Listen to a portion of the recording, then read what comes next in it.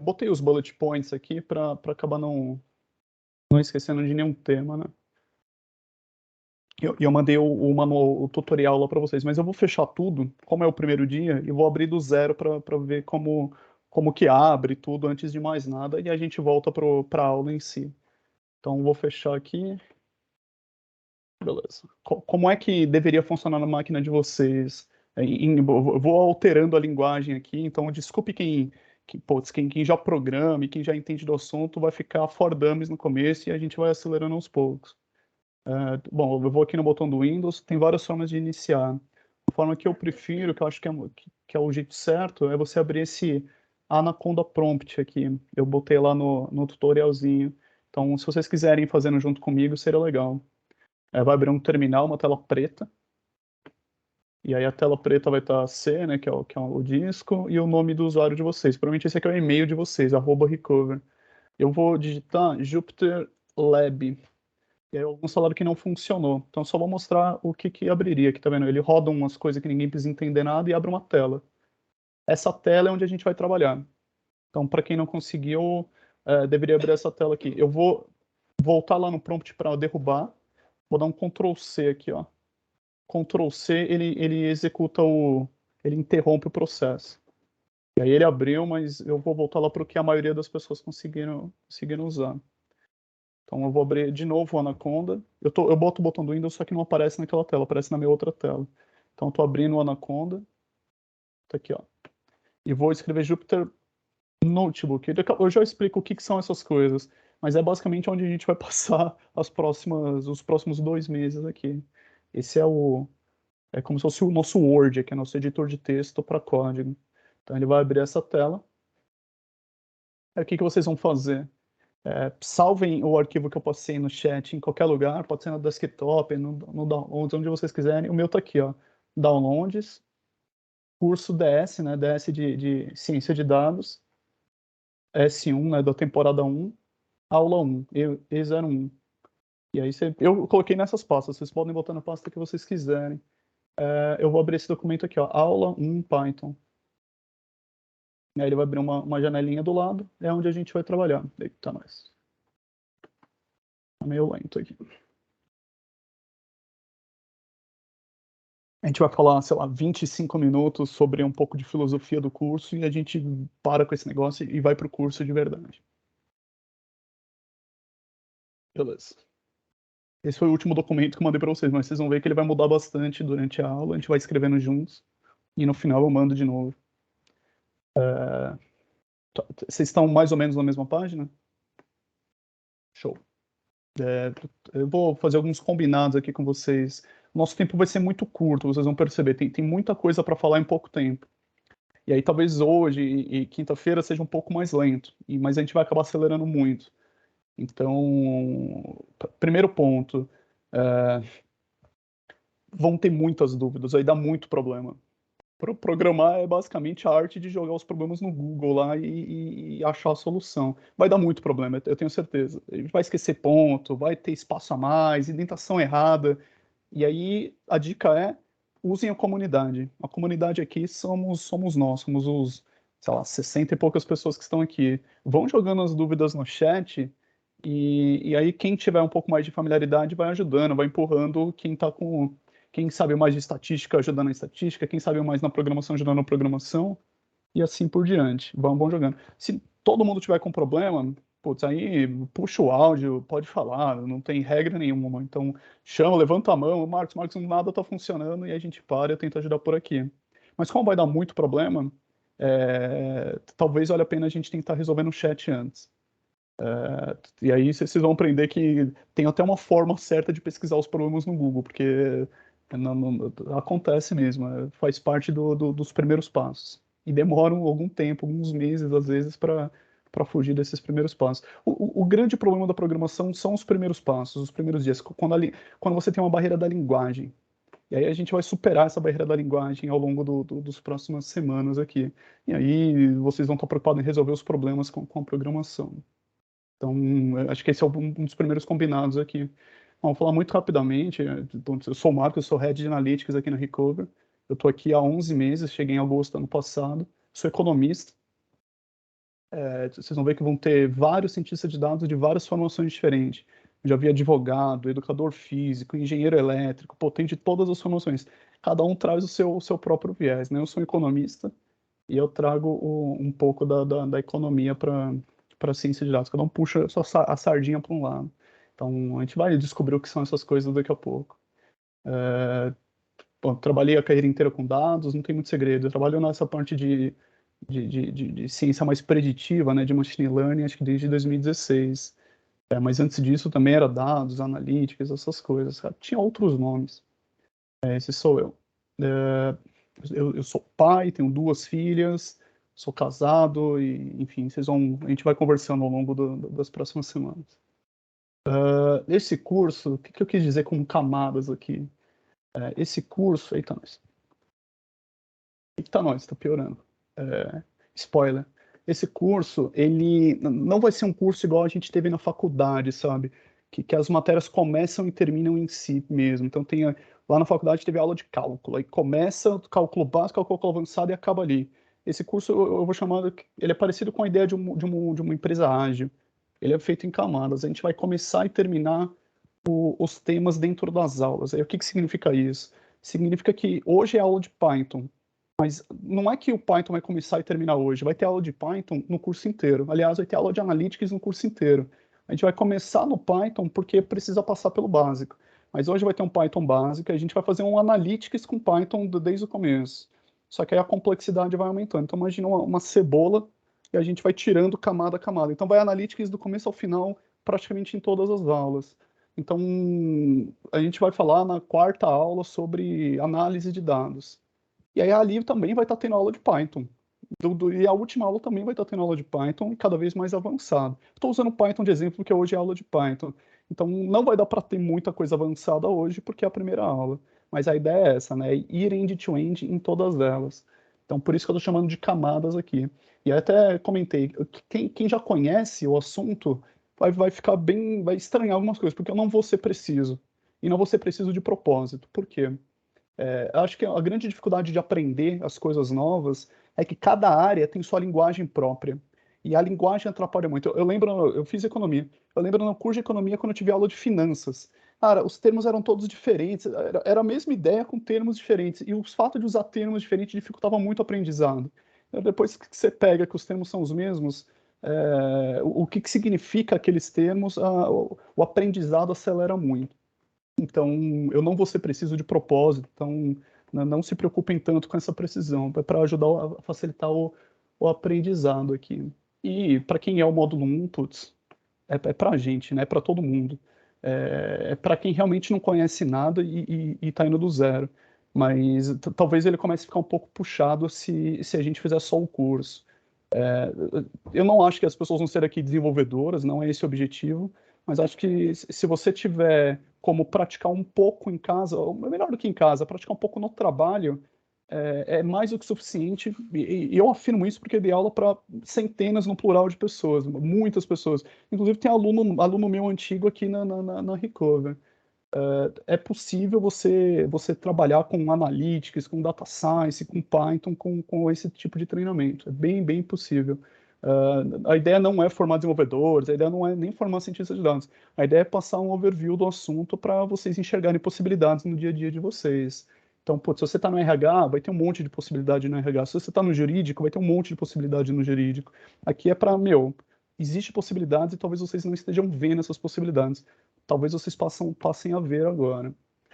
Então, no documento vai ter tanto esses links aqui, tanto escrito quanto do YouTube que eu gravei. Então, vocês assistam se tiverem curiosidade para saber do que a gente está falando aqui desses temas, desses tópicos. Esse primeiro gráfico é um pouco assustador.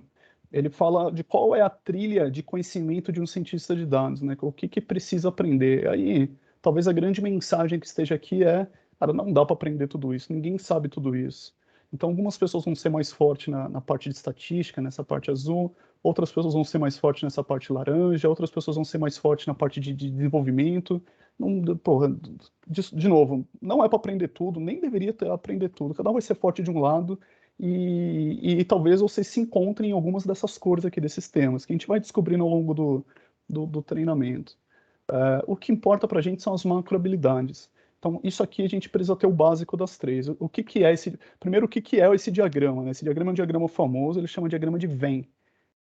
Ele representa conjuntos, né? Aqui tem três grandes conjuntos que a gente gosta de explicar como é que funciona a ciência de dados de modo geral. Depois a gente vai voltar e falar o que que é ciência de dados. Então, tem três grandes temas aqui, basicamente essa parte de desenvolvimento, né, que está escrito como Hacking Skills. Então, cara, sua habilidade de escrever um código, é um pouco do que a gente vai falar na terça e quinta. A parte azul, né, que é a parte de análise mesmo, de estatística, esse vai ser o foco do curso. Então, não é um curso de estatística, né? É um curso de análise mesmo. Mas a gente vai focar muito mais nessa parte azul do que nas outras duas. E a parte rosa, não sei que cor é essa, ela vem como meio só. Então, a gente vai aprendendo a parte rosa conforme a gente vai avançando na parte azul. A parte mais importante é a parte que a gente não vai focar tanto nesse curso, que é a expertise, aqui, o conhecimento de domínio. Por que não? Porque talvez eu não conheça tanto o domínio de vocês. Então, eu vou tentar fornecer para vocês o ferramental dessas duas bolinhas de cima, desenvolvimento e estatística. Mas essa parte é a parte mais importante, essa que manda nas outras duas. E aí a Lu vai ter a experiência dela do RH e vai poder empurrar essas coisas na direção certa. Eu entendo de políticas e modelagem. Putz, e aí cada um de vocês, a Valéria vai aplicar isso no dia a dia dela. A Carol vai aplicar isso, putz, na auditoria, para ver se ela acha automaticamente possíveis fraudes ali ou ruídos de forma mais escalável, de forma mais automatizada. Então cada um vai usar de um jeito muito diferente. Eu não vou entrar, de novo, hoje, aliás, o primeiro módulo, possivelmente, a gente passe muito superficialmente nas coisas. Quando a gente terminar esse primeiro módulo, que é curto, né, são só 15 aulas, a gente pode voltar nesse tema e discutir alguns porquês disso. Por que que ele está chamando essa zona de uma zona perigosa? Tem bons motivos. Só que se eu entrar muito no detalhe hoje, vai ficar meio vazio, não está apoiado em nada. Então vamos passar, sabe, você tem uma parede. Vamos passar uma primeira mão de tinta nessa parede, ao invés de passar quatro mãos de tinta no pedacinho pequeno da parede. Vamos preencher um 80-20 do tema aqui. Então, tem bastante coisa escondida, né, de informação aqui dentro, que a gente não vai apoiar tanto. E esse gráfico é um gráfico de teia de aranha, vão fazer bastante esse tipo de coisa, né, porque a ferramenta permite, e ele está comparando basicamente três funções, né, três profissões diferentes que trabalham com dados, né? O analista de dados, o engenheiro de dados e o cientista de dados. Então, todos compartilham temas, todos, obviamente, trabalham com dados, mas com focos diferentes. E, enfim, de novo, a gente volta nesses temas em camadas, né? E vai aprofundando depois os porquês disso. O que que é esse data, engenharia de software ou infraestrutura de dados, visualização e etc. Vou passar muito rapidamente sobre o módulo inteiro, né? O que que eu planejei aqui para o módulo. Então, hoje é esses conceitos básicos, e aí quinta-feira a gente vai já fazer os pequenos programas, então eu deveria passar muito rápido. E não vai ser, infelizmente, não vai ser muito pragmático. Quer dizer que a gente não vai pegar um caso real, tipo, vamos pegar a política da Recovery, vamos tentar resolver aqui como que é. Simplesmente porque eu acho que vai dificultar o aprendizado. A vida real tem alguns ifs ali, alguns poréns que complicam o aprendizado. Vamos pegar casos simples, case simples, cara, vamos prever o preço de uma casa. E aí talvez no segundo módulo a gente possa pegar esses problemas reais e resolver os problemas reais já tendo essa linguagem mais madura, né? Então, terça hoje, conceitos básicos, quinta, pequenos programas. E aí acaba o Python. Por que acaba o Python? Porque a gente vai ver Python no curso inteiro, o tempo inteiro. Aí, semana que vem vai ter os treinamentos de BI, então não vai ter as nossas aulas, e depois volta sem interrupção. Então, semana que vem, aula do Liev de BI, acho que são outros horários, outros dias, e eu não vou fazer a de Data Science. Daqui 2 semanas, a gente já vai trabalhar com dados mesmo. Então, tem um pacote famoso de Python que chama Pandas. Ele é super importante para a gente, quem trabalha com isso, vive no Pandas o dia inteiro. E aqui a gente vai poder fazer coisas como, cara, chuta qualquer número, eu tenho 1000 Excels. Eu preciso abrir um Excel por cada vez, pegar um pedaço de texto daquele Excel e colar embaixo. Eu preciso juntar 1000 Excels. Como você faria hoje? Pô, provavelmente, se você não tem o básico da programação, você teria que abrir 1000 Excels na mão. E se amanhã chegar outros 1000, provavelmente você vai ter que repetir esse processo. Aqui a gente vai escrever, sei lá, um código. Não é da boca para fora, vocês vão ver isso. Vocês vão escrever um código de poucas linhas, sei lá, 10, 15 linhas, que junta 1000 Excels em segundos, em poucos segundos. Então, esse é o tipo de coisa. Como é que eu substituo Excel pelo Pandas em Python? Python é a linguagem de programação. Eita, mas toda vez eu clico 2 vezes sem querer. Python é a linguagem de programação, Pandas é esse pacote. Mas não se prendam tanto aos nomes, podia ser qualquer nome, não é importante. Esse pacote é tão importante que a gente vai ter uma semana inteira só dele, né? Terça e quinta. Aí essa aula 5 é como as máquinas se comunicam. E aí a gente está falando dessas 3 letrinhas aqui, API, né? As pessoas costumam falar APIs. APIs é literalmente a forma que a Recover está mudando para os microserviços. Já ouviram falar de microserviços aqui na Recover? Quando a gente fala de microserviços, a gente está falando basicamente de APIs. A gente está transformando o CIR, que é um grande código gigantesco, em pequenos códigos separados. Cada código desses tem uma API. Então, como é que usa esse negócio de API? E aí, no dia seguinte, a gente já vai fazer um scrapping, que é uma habilidade muito legal, muito importante de ter, até fácil de aprender, que é, cara, eu quero escrever um código que vai até um site, sei lá, no Mercado Livre, no OLX, qualquer coisa, um site qualquer, e vai lá pegar informações para a gente. Então, como é que eu escrevo um código que vai num site pegar informações para a gente? Seja lá seja informação de preço, seja informação de notícia, e em 1 hora e meia a gente deveria ter esse código funcionando. Um dia as APIs e no segundo dia o scrapping. E aí o curso dali para frente acaba essa parte de desenvolvimento e começa só basicamente análise e modelagem.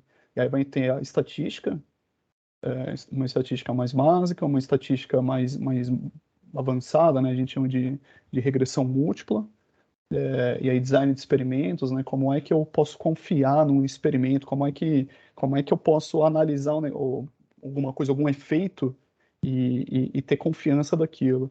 E aí começa a ficar mais sofisticado, né? Séries temporais, análises geográficas, como é que o efeito da distância impacta na minha análise? E aí as últimas 3 aulas, provavelmente a gente vai ocupar mais do que 3 aulas.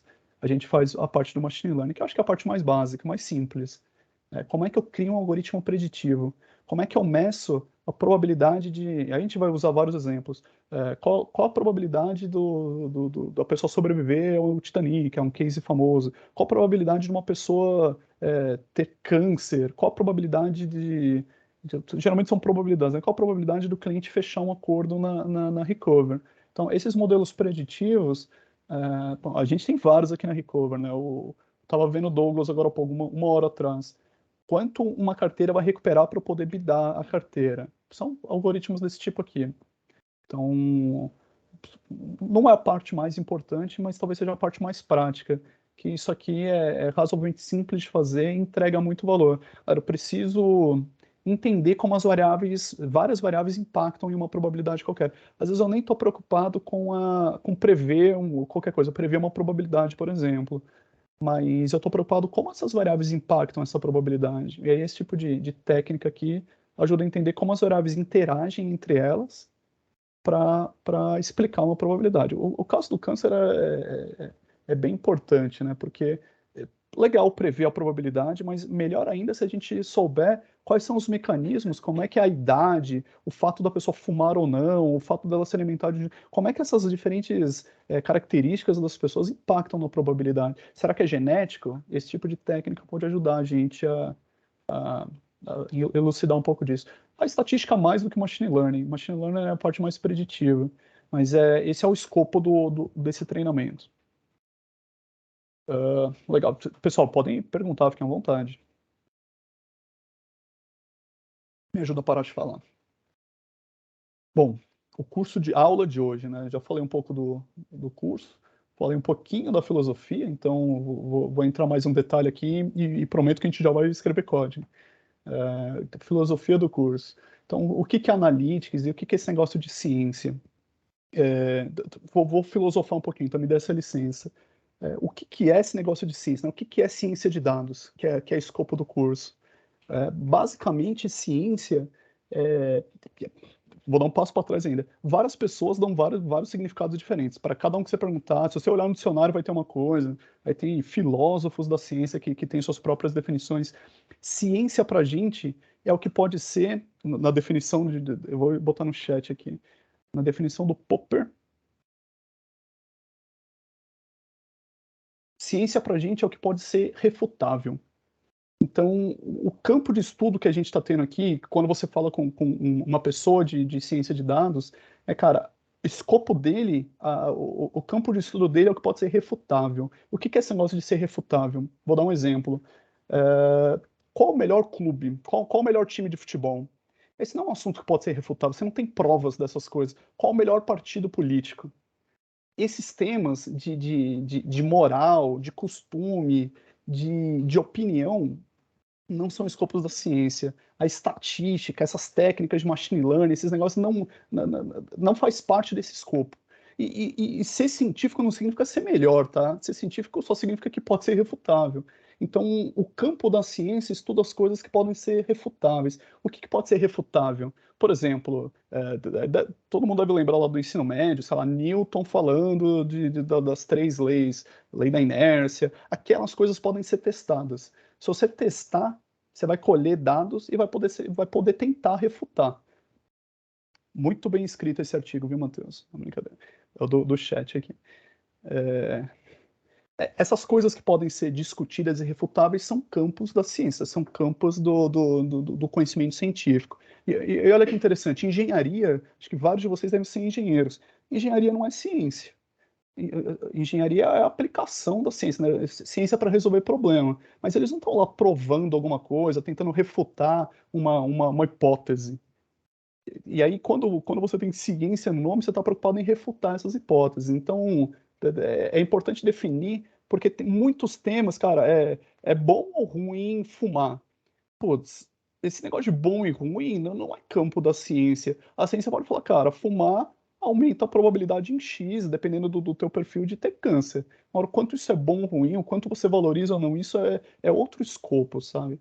Então, o cientista de dados, ele faz isso sem um campo específico, né? Por exemplo, um economista tem ciências econômicas, ele está preocupado em refutar hipóteses econômicas. O cientista de dados ele não tem esse campo de estudo. Ele basicamente faz ciência de dados dentro da empresa. Então a empresa tem seus escopos e a gente aplica essas técnicas para geralmente refutar hipóteses, fazer modelos preditivos que resolvam problemas, mas com esse escopo. Eu falei um pouco desse curso em camadas, e talvez essa seja a parte mais importante, né? Pô, não anotem tudo, porque o objetivo aqui não é vocês saírem é um pouco sair com uma caixa de ferramentas, né? Com ferramentas estatísticas, ferramentas de desenvolvimento. Mas o curso não é um curso de memorização. Então se preocupem especialmente com os conceitos. Se preocupem se, putz, será que eu estou deixando passar um conceito? Como o curso é muito curto, são sei lá, 20 horas, basicamente, 22 horas e meia, né? São 20 horas, e a gente vai avançar muito rápido. Se preocupe se os conceitos estão ficando bem fixos.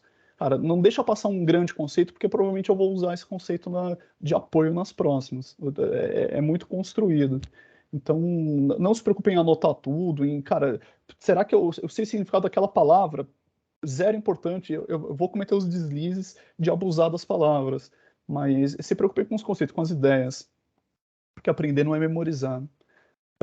Bom, os combinados eu acabei fazendo durante esses 20 minutos. A gente tem pouco tempo, pergunte o máximo que puder, utilizem primeiro o chat, tem um monte de gente, um monte de desenvolvedor aqui que vão resolver os primeiros problemas de desenvolvimento e depois a galera da estatística ajuda com os problemas da estatística ali a partir da aula 6, 7. Programar, para eu que não sou programador, eu sou um economista, né? Estudei ciências sociais. Eu aprendi a programar basicamente tendo uma boa técnica de procurar problema no Google. E aí vocês vão inevitavelmente cair nisso.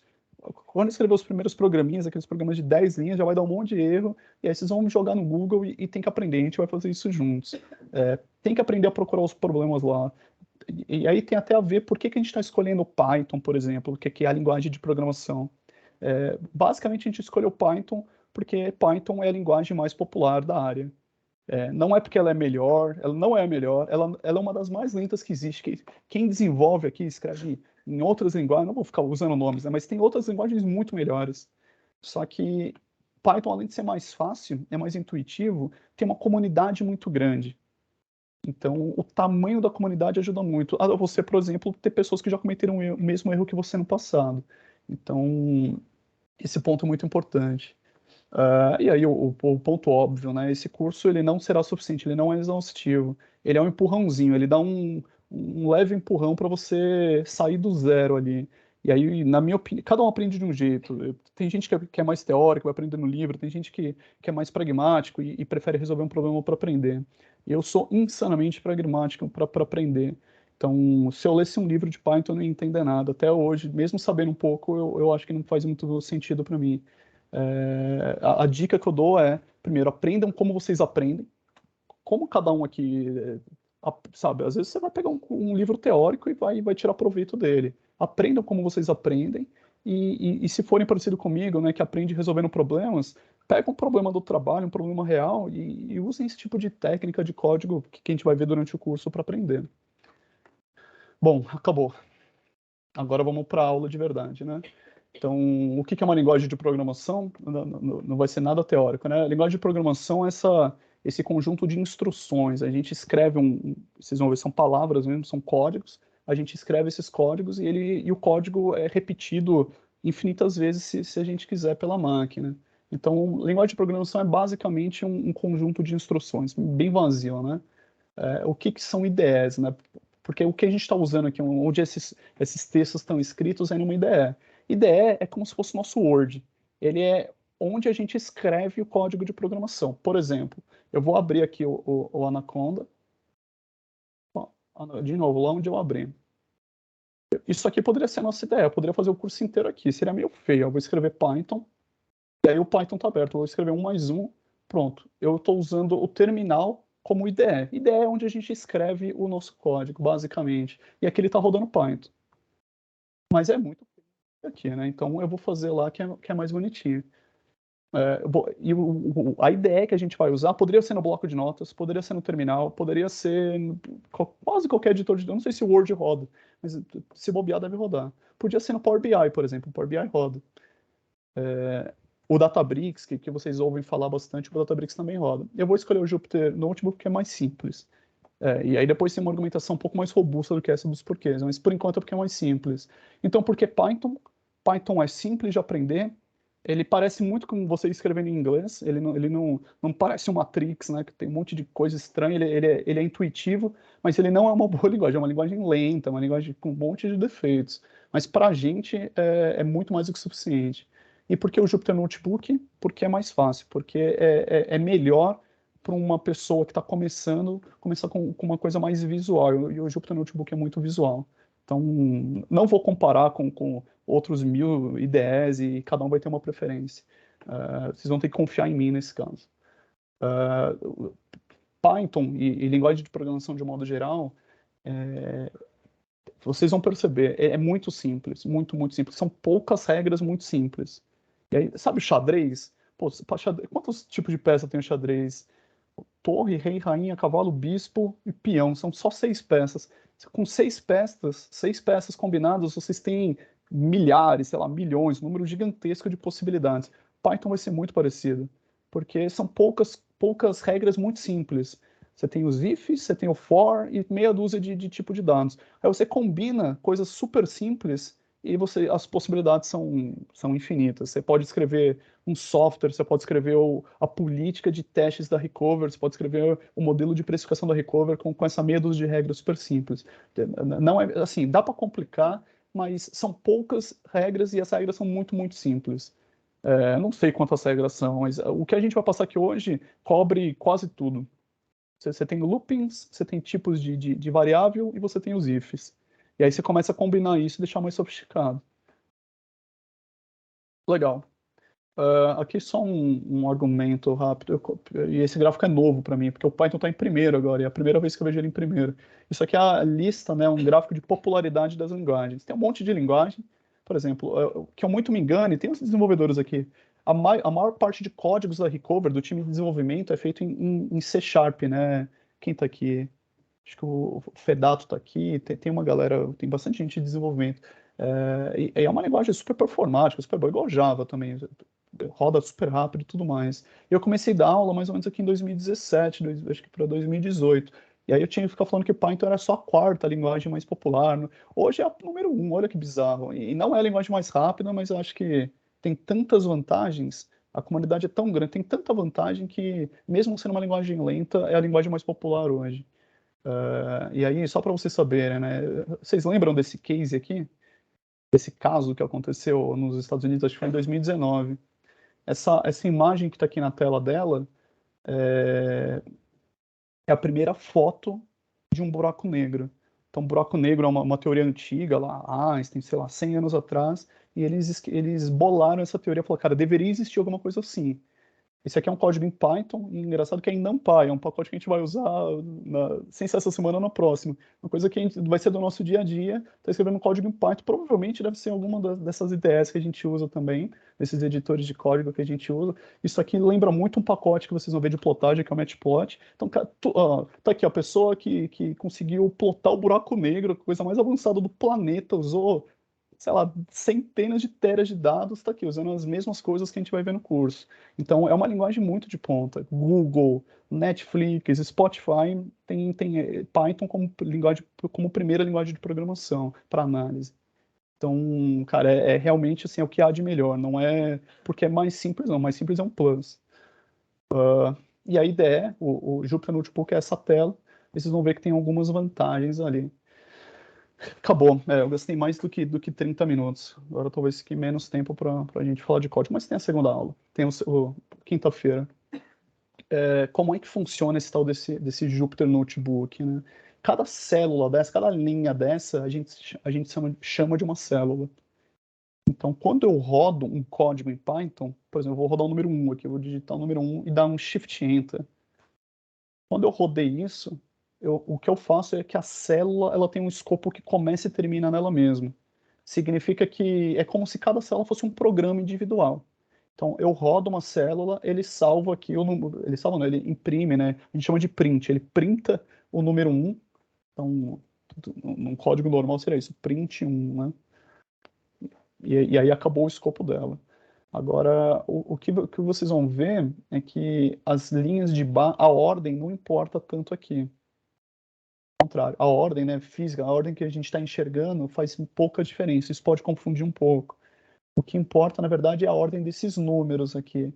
A ordem que você rodou é o que manda no Jupyter Notebook. Mas vamos lá, a gente volta nesse assunto daqui a pouquinho. Então, acho que a primeira coisa simples para a gente fazer, os primeiros passos com programação é fazendo a nossa calculadora aqui. Então, eu não vou refazer isso, então vou refazer assim. Então, vou criar algumas linhas aqui. E Python vai ser tão simples quanto você escrever um código numa calculadora. Então, com algumas diferenças importantes que vocês vão ver. Então, as contas básicas, né, soma, subtração, não tem muito segredo, vocês vão usar os mesmos comandos. E aí, para fazer uma exponenciação, você vai usar o duplo asterisco, multiplicação um asterisco só, né? E aí, para você elevar um número, você usa um duplo asterisco. Só a linguagem, por enquanto. Então, 4 elevado à quarta, 4 vezes 4, 16, 64, 256. Para elevar a raiz, tem várias formas. Eu gosto de fazer a exponenciação por uma fração. Então, por exemplo, raiz quadrada, eu elevo a meio. O número meio normal, assim. E basicamente, não tem muita coisa além disso da matemática do Python. Essas são as principais. Para fazer uma divisão, se eu usar um único. Se eu usar uma única. Como é que chama esse negócio? Como é que chama isso aqui? Uma barra invertida? Se eu usar uma barra invertida, ele vai fazendo essa conta normal, né? 10 dividido por 3 e assim por diante. E aí talvez o único truque é que se eu usar duas barras invertidas, ele faz a conta do inteiro. Ele não devolve o resto. Então 10 dividido por duas barras vai dar 3 e não 3,33. É basicamente isso. Eu não me recordo. Vocês se lembram? Se tem alguma coisa de matemática aqui do fundo, Tem da parte o, mais simples? tem o truque do Fizzbuzz, que é o remainder, que é o porcentagem barra porcentagem, alguma coisa assim. Putz, muito difícil. Depois boto, não sei, esse aí O não. pessoal usa para descobrir se é inteiro ou... Eu coloco aqui. Ah, tá. Lembrei, boa. Mas assim, porra, eu passei toda a matemática do Python, a matemática É básica do isso aí, é Python simple. aqui. Não tem muita coisa além disso. Exponenciação, a gente bota 2 asteriscos. Para fazer raiz, eu boto uma fração. Mas você tem outras formas de fazer, é mais simples do que essa. Depois a gente vê. Divisão, barra. E divisão por inteiro, 2 barras. Acabou a matemática. Vocês vão ver que vai ter tipo de número. Aí tem o número inteiro, aí tem o número float, que liberam coisas diferentes. E a gente vai até lá. Matemática, tipo, machine learning, estatística avançada que a gente vai fazer, vai usar essas coisas aqui. Por isso É que eu o falei, parece o porcentagem mesmo. xadrez. Porcentagem 10, É. porcentagem 3. Sobrar É um. isso? É, Ah, é o resto. Tem uns truquezinhos desse. Se você fizer um número muito grande, cuidado, pode ser que ele tente fazer e quebre tua máquina. Ele vai entrar em parafuso. É um número com, sei lá, 1000 casas decimais, ele vai entrar em parafuso. Eu não vou fazer porque eu não sei qual é o limite dele. Ele vai tentar, mas vai ficar um número muito grande. Não bota em 200, por exemplo, que você vai ter que reiniciar a sua máquina. É um perigo. Beleza. Esse aqui são basicamente as contas, né, com Python. Só que vamos começar a avançar, né? Tem os textos. Então, como é que eu diferencio um número de um texto? Por que que isso aqui tem um aqui dentro, né? O computador, o Python, não entende isso aqui como um texto. Desculpa, como um número, ele entende como um texto. Então, a definição de um texto para a gente é se está dentro de aspas ou não. E aí pode ser tanto aspas simples, que nem essa, quanto aspas duplas, que nem essa. É o mesmo significado. Aí tem 1000 discussões na internet de deveria ser simples, deveria ser dupla. Eu não vou entrar nisso. Eu prefiro simples. Mas o mundo prefere dupla. Essa funçãozinha type vai basicamente mostrar o tipo de variável, né? E a gente já falou sobre isso. Por exemplo, se eu botar um type 1, ele vai isso aqui significa int, né? De inteiro. E esse str, é bom vocês já irem aprendendo a linguagem, é o nosso texto. Na internet, quando vocês forem pesquisar, ninguém vai escrever texto, eles vão escrever string, né? Por isso que é str. Então, textos em Python se escrevem strings. E aí, os números em Python, aí, tem vários, mas basicamente, ou vai ser int de inteiro, ou vai ser o mais famoso, né, mais conhecido, o float, que são esses números decimais. Mas são números, as operações são muito parecidas dos dois, não são idênticas, mas são parecidas. Eu não vou entrar nas operações de string, tem um monte, aqui tem alguns exemplos, mas o importante para a gente é que cada tipo isso aqui são variáveis, né? Tanto a string tanto o texto quanto os números são variáveis do Python. Cada tipo de variável libera funcionalidades diferentes. Por exemplo, esse 1 mais 1 é uma funcionalidade, não veio de alguém programou uma função de soma. Ele permite a gente botar um mais aqui. Se eu botar o texto 1 mais 1, vai acontecer outra coisa, não vai vir 2. A funcionalidade que cada tipo de variável aparece é diferente, né? A string, a gente chama de concatenar, ela emenda, ela junta. E aí, strings vão ter várias funções, e a gente não vai ver isso agora, vai ver conforme for aparecendo os problemas. Conforme vai aparecendo o problema, a gente vai usando as funções. Mas o importante para a gente são as tais das variáveis. Aqui, eu tô usando as variáveis direto, né? Então, esse em string é um texto, né? Uma string, poderia ser um string, o São Paulo é o melhor clube. Que deveria ser científico, porque dá para provar, né? Então, isso aqui é uma string. E aí eu libero, eu vou usar um exemplo aqui, não precisei anotar, não precisam lembrar, mas eu vou usar esse capitalize aqui, ó. Ele é uma função que libera na string. Como é que usa isso? Será que é assim? Não sei usar. Ele deveria ter a primeira letra maiúscula. Será que eu boto a string dentro dele? É, deixa pra lá por enquanto. Beleza, aqui tá uma string. É, a string, assim como o número, libera funcionalidades. Essas aqui são algumas das funcionalidades, então, de colocar as letras para minúsculo, colocar as letras para maiúsculo, contar quantos caracteres tem dentro dele, achar um caractere específico dentro de um texto, e assim por diante. Não é muito importante. O que importa para a gente é que isso aqui é uma variável, e essa é a parte importante, e que eu consigo salvar ela numa variável. Por exemplo, eu vou criar uma variável, e note como a cor dela muda, né? Ela está em preto aqui. Isso realmente é importante para a gente. Vou falar que o A, não, melhor ainda, o A gambiarra, vou escrever a variável. Variável pode ser qualquer texto que a gente escreva. Isso aqui é um código de programação. Eu estou escrevendo um nome de uma variável, variável qualquer, variável 1 aqui para a gente, e fazendo esse igual. Esse igual é importante para a gente. Esse igual significa que eu estou atribuindo nessa variável essa string. Opa.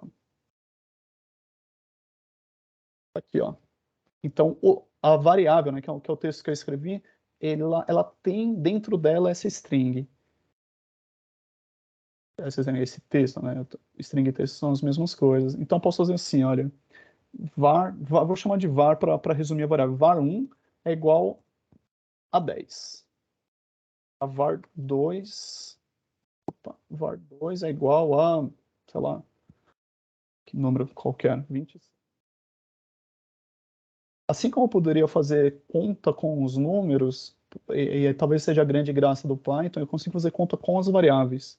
Com as variáveis sendo número, sendo texto, sendo o que eu quiser. Então eu posso fazer var1 dividido por var2, e o efeito é o mesmo de eu dividir 10 por 27. Isso aqui é muito importante, porque é com isso aqui que a gente vai prosseguir, salvando textos, números, programas inteiros dentro das variáveis. Eu não vou fazer as complicações de tecnologia aqui para não atrapalhar, mas se vocês se jogarem no Google, isso aqui é um pouco da. Bom, deixa eu ver. Tudo isso aqui para a gente tem uma palavrinha especial que é objeto, por enquanto. Isso aqui são todos objetos, essas variáveis. O 10 é um objeto, o var1 é um objeto, esse string é um objeto, e os objetos eles vão herdando funcionalidades dependendo do tipo dele.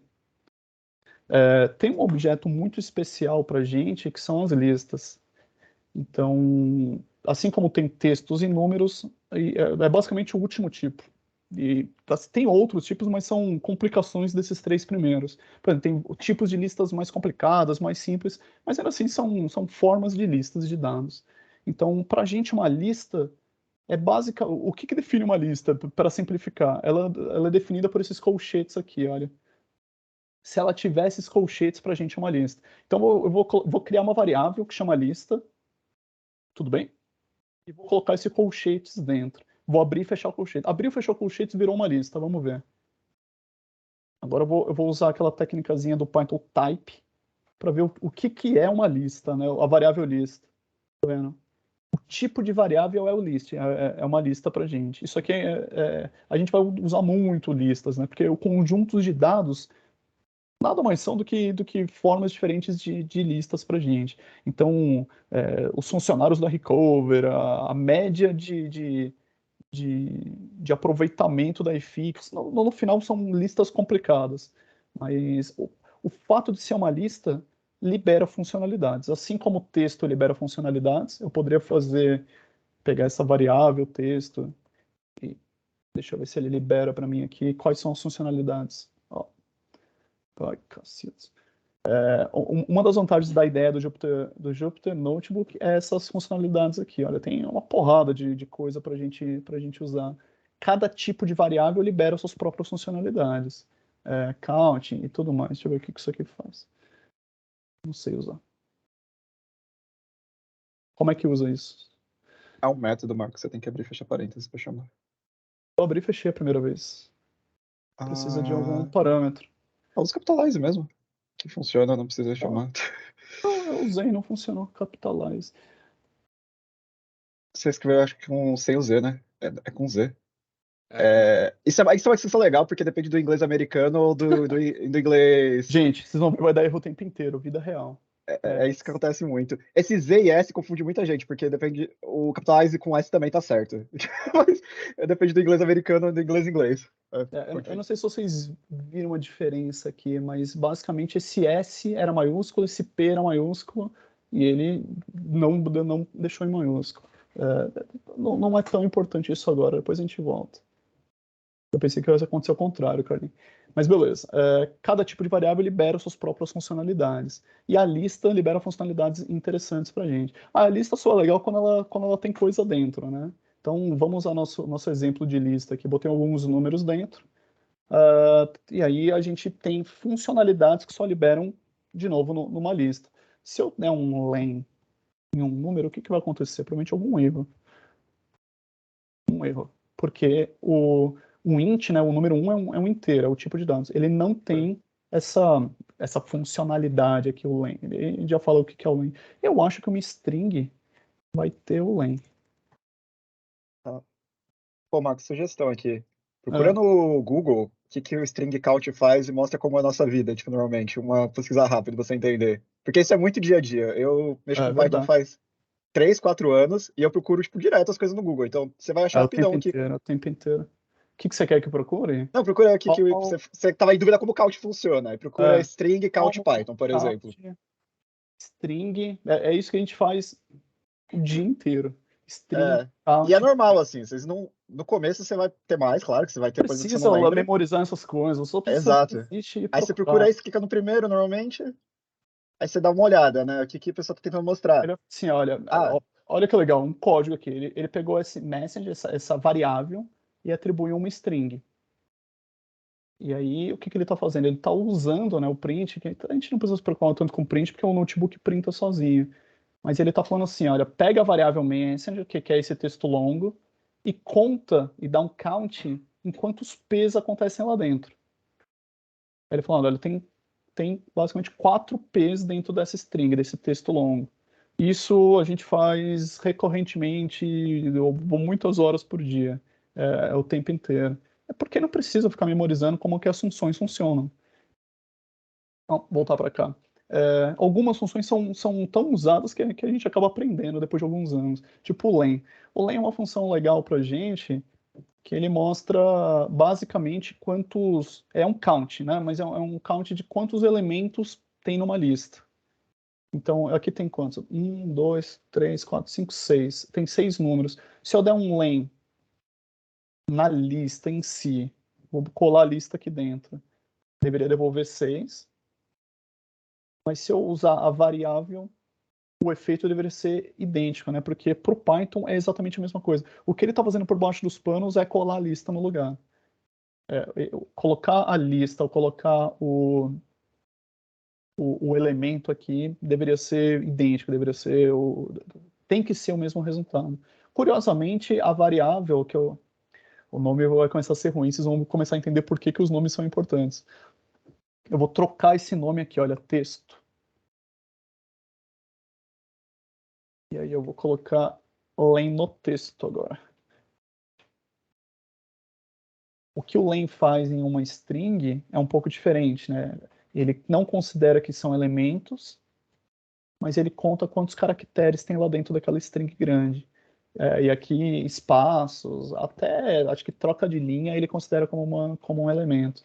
Então, o len não é importante para a gente, zero importante agora. Só estou mostrando que existem funções que são liberadas para cada tipo de variável. Essa é a parte importante. Estou usando o len de exemplo.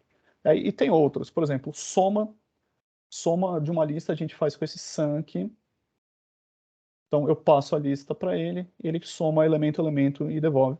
E aí, isso, fazendo o nosso primeiro programinha mais básico, mais simples, trazendo a média, né? Que é basicamente a soma da lista dividida pela contagem de elementos. E aí eu tenho a média desse conjunto de números, que é 5.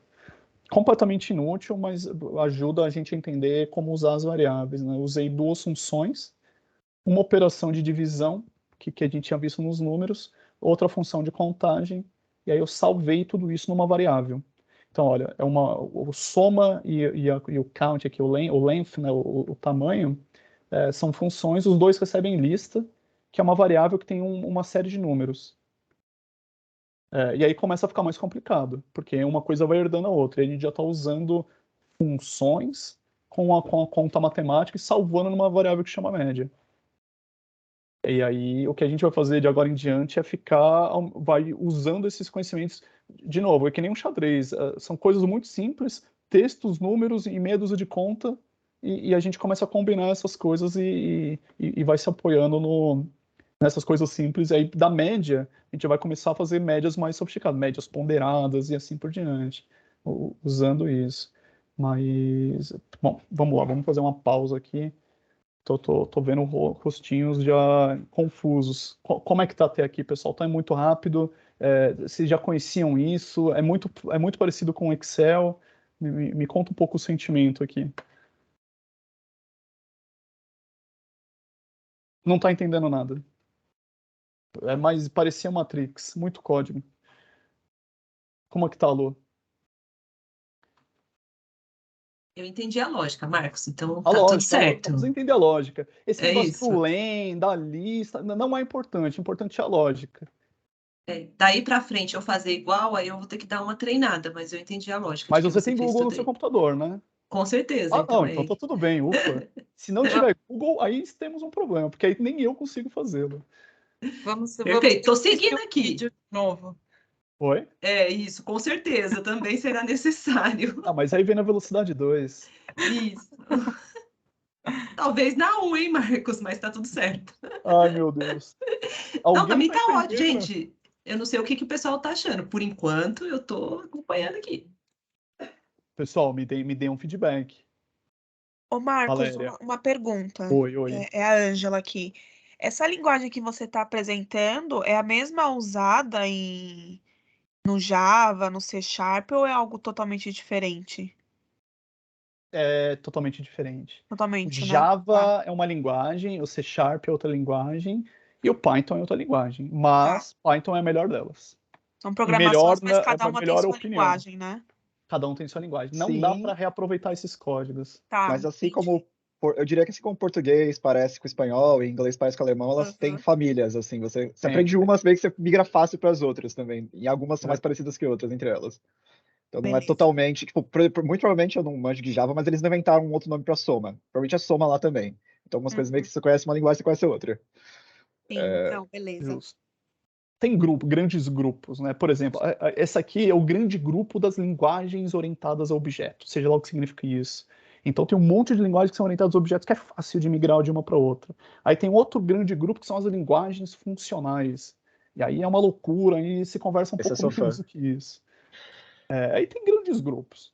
É, Python é legal porque parece que você está escrevendo, né? As coisas são. Eu sei que não é super intuitivo, mas é mais intuitivo do que Java, por exemplo. Cadê os e eu acho javeiros que para reclamar aqui? um adendo legal, não sei se. Eu acho que muita gente provavelmente aqui já usou o VBA, né? O pessoal que já usou Excel. A minha primeira linguagem foi o VBA, por exemplo. E acho que um grande destaque do Python é ele não ser compilado, que nem o VBA. Então, que nem o Max está mostrando para você, ele escreve uma linha da Enter e já foi. Ele não tem que reescrever tudo e compilar o programa. E isso é legal, que essa criatividade maior é porque o Python ele é interpretado, que chama, né? Ele não é compilado. E aí o Aí já é Java que outra você falou, por linguagem. exemplo, já é compilado. Não se preocupem com essas linguagens, esses nomes de compilado. Isso é zero importante. Na prática, não ajuda em nada. Quando você tiver um pouco mais avançado, talvez Vai ser, comece a fazer um pouco de diferença. Mas hoje, putz, só vai atrapalhar. é, talvez. Oi, Gustavo. Não, rapidinho, Marco, só para ver se o que eu entendi também que o Bruno falou agora. A partir do momento, então, que eu dou um valor a algo aí, ele vira lei. Então, se eu colocar, sei lá, batata igual 10, Ó, batata é igual a 10. em qualquer outro lugar que eu for fazer menção de batata, Aí é ele batata não vai igual a ler, 10. ele não vai ler batata, ele vai ler 10. Vai ler 10, é isso. E Posso fazer vira lei. batata vezes 3. Não vão ser 3 batatas. Vão ser 30. Gente, isso no programa inteiro. Se eu quiser tacar isso lá embaixo, tacar em qualquer outra string, batata sempre será 10. Sim, Isso, aqui que nem isso. o Marco explicou, esses números que vocês estão vendo, 45 é o que importa, é a ordem de execução. A partir do momento que ele rodou batata no 43, o 46 sabe que o 43 rodou, então vai ser batata, vai ser 10. Tá, tudo que tá antes dele, então. Não sabia que batata era É, 10. é Tá, isso. Essa é tá. uma parte confusa. A gente vai chegar nos É, problemas disso. Ok, obrigado. Beleza. Batata é igual a 10 para sempre depois do 45. Beleza. Beleza? Ok. Eu Uma falei das dúvida. listas. Vai lá, vamos lá, para isso. E aí, essas informações que já foram feitas antes, eu posso alterar no momento em que eu entendi que a batata não é mais 10, ela é 15 ou Boa ela é pergunta. 20? Aí batata não é mais 10 agora. Agora batata é inflação, presidente maluco, batata agora é igual a 15. O que acontece agora quando eu imprimo batata? Ele sobrescreve. Isso é super, super, super importante. Muitos bugs estão nessa erro da batata. Que a pessoa pensa que batata era 10, agora é 15. Quantas Então, decisões erradas eu já não tomei porque a batata estava na ordem errada. Quando eu atribuo um novo valor, ele sobrescreve o valor antigo. Bom ponto, Lu. Certo. Então, listas são conjuntos de qualquer coisa. Então, o que define a lista é o colchete. O colchete abre e fecha. Eu posso botar números lá dentro, e aí ele vai me liberar funções. Isso aqui não vai funcionar. Ele vai me liberar funções como a média. Cálculos. Min. Isso min não tem, né? Listas. Não. Tem que fazer soma e len.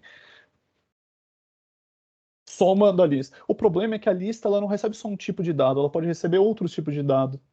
Ela pode receber um texto. E aí ele não consegue ativar essas funcionalidades porque tem números e textos juntos. E aí ela pode receber as nossas variáveis antigas. Então lembra que o que tinha dentro de texto, da variável texto? Tinha um texto grande, né? uma string. Tá aqui, ó. Obviamente a soma não vai funcionar, porque tem tanto números quanto textos. Mas se eu abrir a lista, ela vai printar para a gente, imprimir para a gente tudo que tem lá dentro. A graça da lista, e aí começa a ficar um pouco mais confuso, é quando a gente tem lista de listas. Então, isso aqui é uma lista, listas. Bem, agora, um elemento da minha lista poderia ser uma nova lista. E eu não vou aprofundar muito nisso, eu só vou mostrar. Tá aqui, ó. Eu vou copiar a lista original, e aí eu vou dar um vírgula, né? Os elementos são separados por vírgula, e vou abrir um novo colchete. E aqui dentro eu posso colocar um novo conjunto de dados. Tá aqui, ó, uma lista de listas.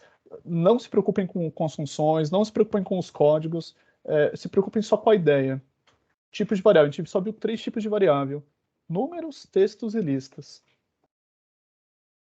E aí as listas recebem todo o resto. Ele é como se fosse uma variável coringa, né? Ela recebe textos e números. Então daria para a gente falar que só tem duas variáveis por enquanto. E aí cada variável libera suas próprias funcionalidades. Números têm suas funcionalidades, texto tem suas funcionalidades e listas têm suas funcionalidades. Eu não vou entrar em dicionário. Dicionário é um caso especial de lista. Aí fica de lição para casa para gente. Ele é uma lista com superpoderes aqui, só que é um pouquinho mais confuso. Então, o que a gente vai fazer agora é aprender os fors e os condicionais. Então, estou pulando a parte de dicionário, depois a gente volta lá e a gente vai aprender, cadê os fors e os condicionais. Tá, primeiro eu vou no... Tá bem fácil a ordem, né? Primeiro a gente vai no for, no 4. Então, eu tinha a minha variável lista, que tinha aqueles elementos. O que eu quero fazer agora é percorrer essa lista. Tudo bem? E aí existe várias formas de a gente percorrer a lista. A gente vai na mais simples, que é o comando for. Quando eu digitar esse for aqui, ele vai iniciar eu vou chamar de percorrimento aqui, ele vai percorrer alguma coisa. E aí o que eu vou passar para ele é o que a gente vai percorrer.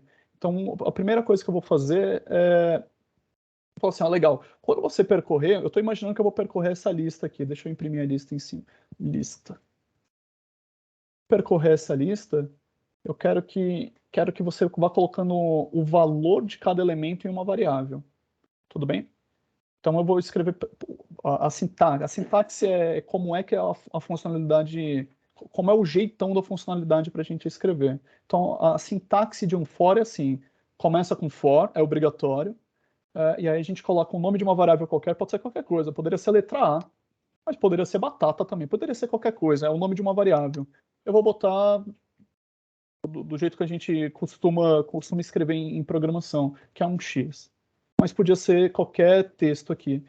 Isso aqui ele vai receber, o X vai receber os valores da lista, tudo bem?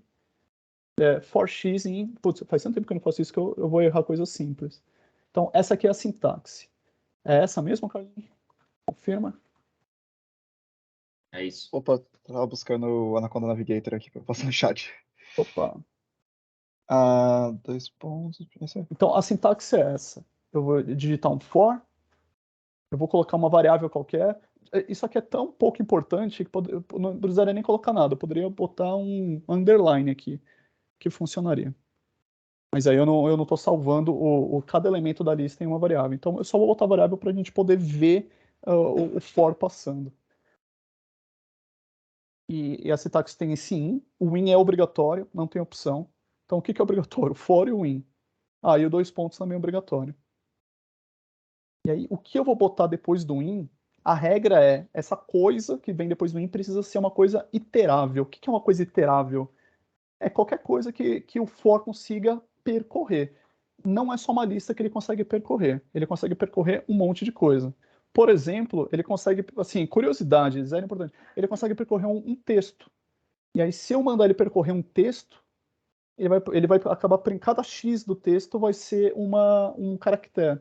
Então, acho que a variável texto tinha um texto dentro dela, né? O São Paulo é o melhor clube. Se eu fizer um for X em texto, o que vai printar aqui embaixo?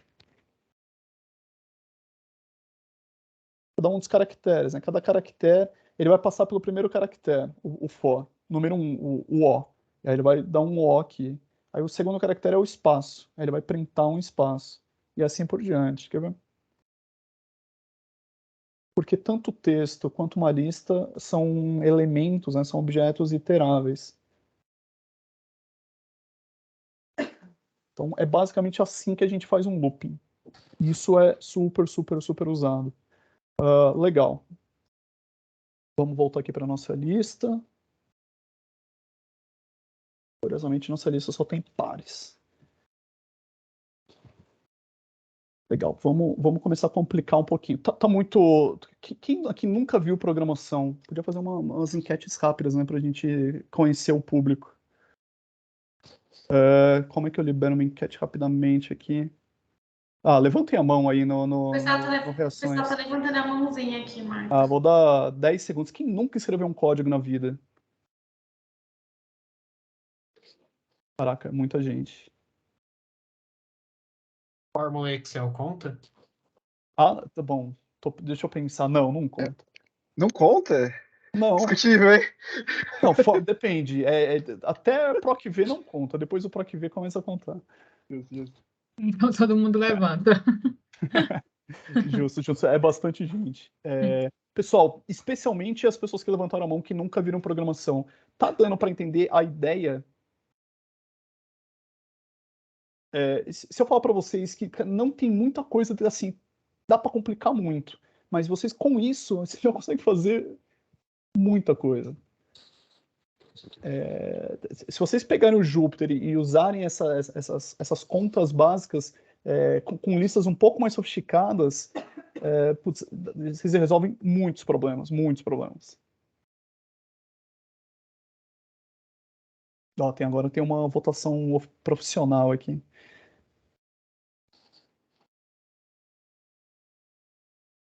O Danilo tá dando depois um curso ensina a pra fazer nós. isso, Danilo. Gostei. Fica mais fácil, né? Pra gente saber a quantidade. Só, a gente vai fazendo um censo aqui. Caraca, tá muito equilibrado. 50 respostas tá 50-50, cara. Com 46 que legal. Curioso. Muito legal isso aqui. Alguém estragou a conta. Marcos, eu estava achando um pouco parecido assim com a lógica do Databricks, né? Mas Mesma lá coisa.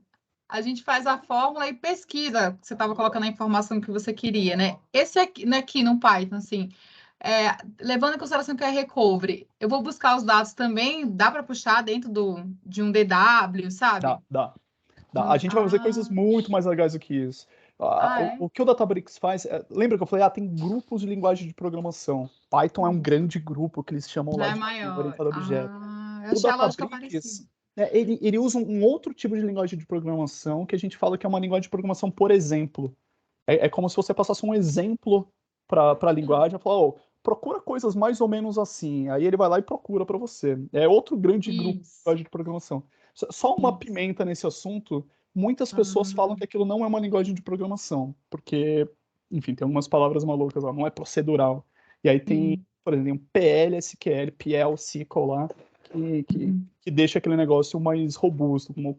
Dá para fazer, por exemplo, lá não dá para fazer for, né? For. Não é um exemplo bom, mas é só um exemplo.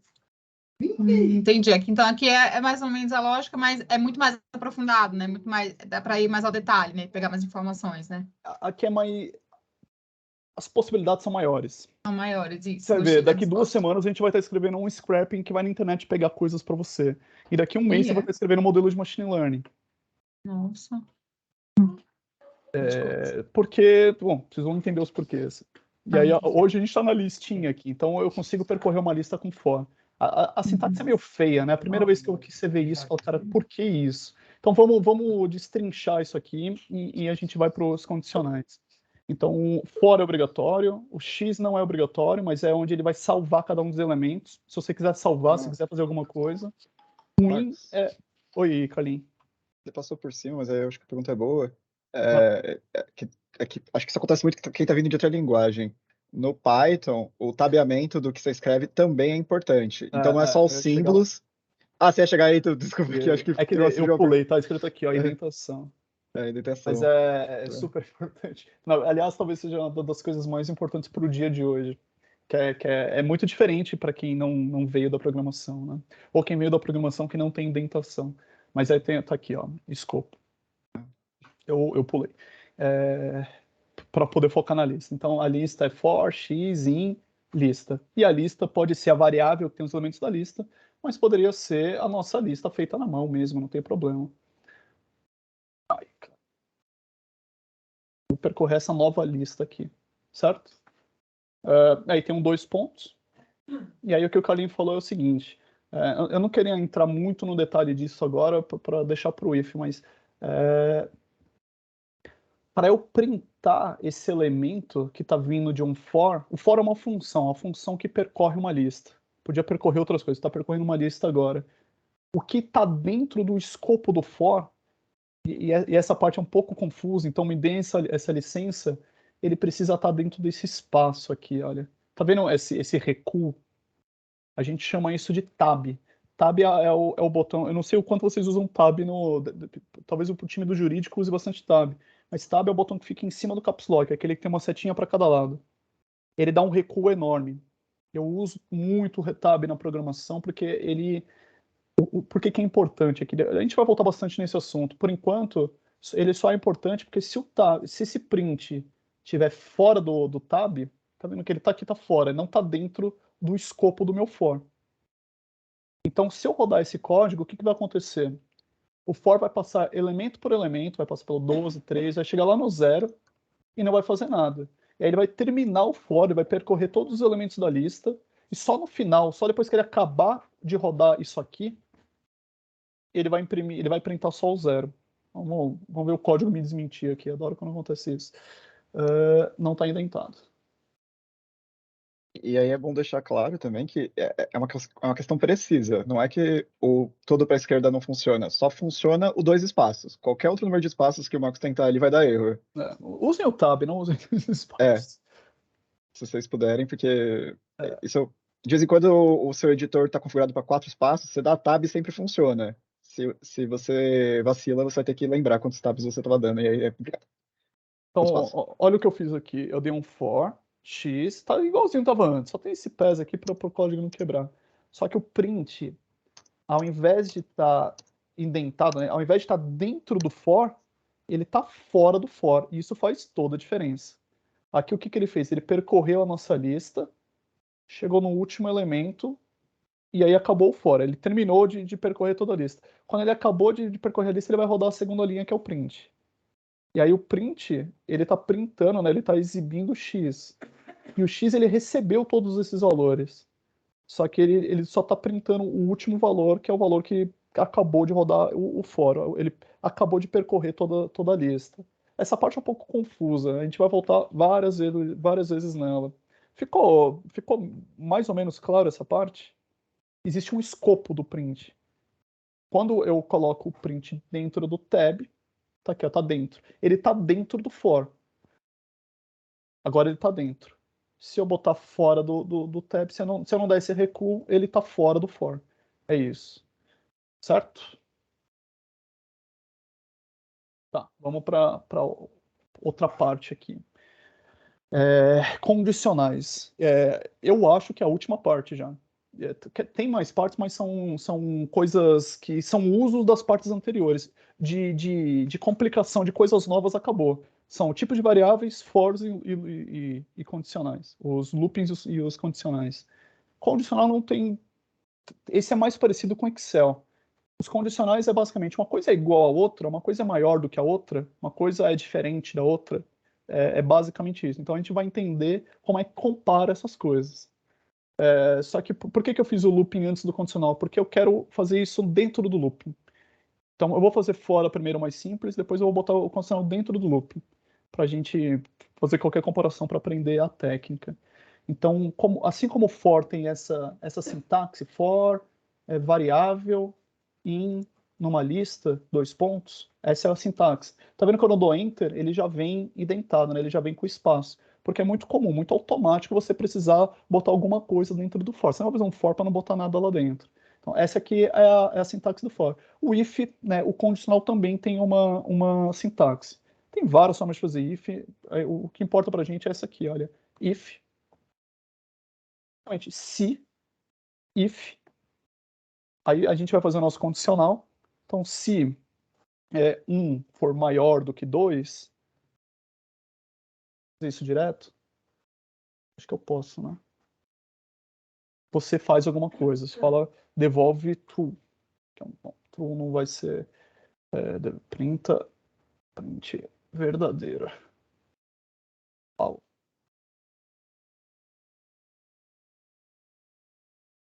Tem alguma coisa...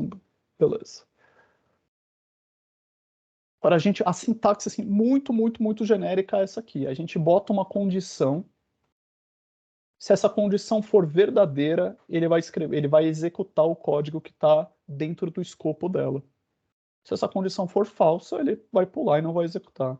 Então, 1 é maior do que 2? Não, 1 não é maior do que 2. Então, ele não vai printar nada. Então, vamos fazer uma condição que seja verdadeira para ver se o código vai funcionar dentro dela. If. É tão simples quanto isso. Dá para complicar um pouco mais depois. 2 maior do que 1, 2 pontos. O for tinha uma sintaxe um pouco maior, né? Porque é uma lista. Aqui é basicamente essa sintaxe. Então a gente vai fazer print. Verdadeira.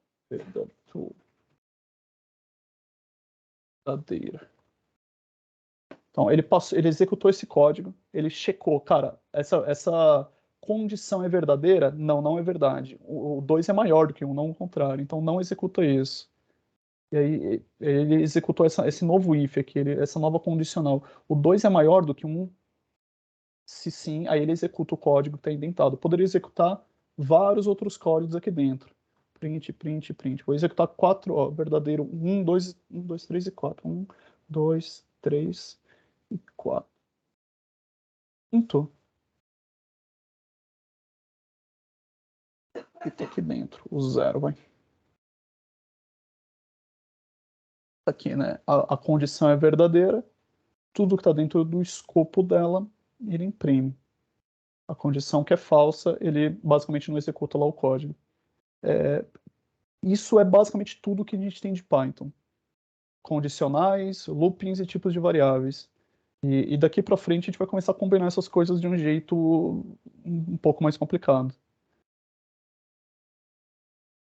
Tem alguma coisa muito grande que eu deixei passar para quem trabalha com isso? É isso, não é? Marcos, perguntaram do else aí, como é que funciona? Tá. Eu vendo. O else. Tipo, Tá, bom, nesse caso vai ser igual o VBA, né? Eu não sei se está indentado ou não, não lembro. É assim. isso não.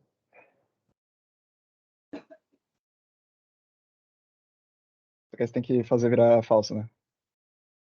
Nesse caso. Assim, são complicações, mas a fórmula é exatamente a mesma, né? O que está acontecendo com else é o seguinte: ele fala assim, olha, se isso aqui for verdadeiro, imprima o que está indentado pela parte verdadeira.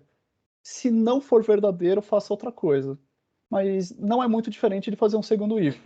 É claro que é mais fácil escrever o else dois pontos do que um novo if. Então, se isso aqui for verdade, imprime isso. E aí, se não for verdade, imprime isso. Mas aqui vai ser... Agora eu tô... Ah, Jesus, os nomes, as strings vão começar a me confundir aqui. Deixa eu trocar os textos. Então, vou escrever assim, olha. 1 é maior que 2. É falso, né? Não deveria imprimir isso. E o 2 é maior que 1.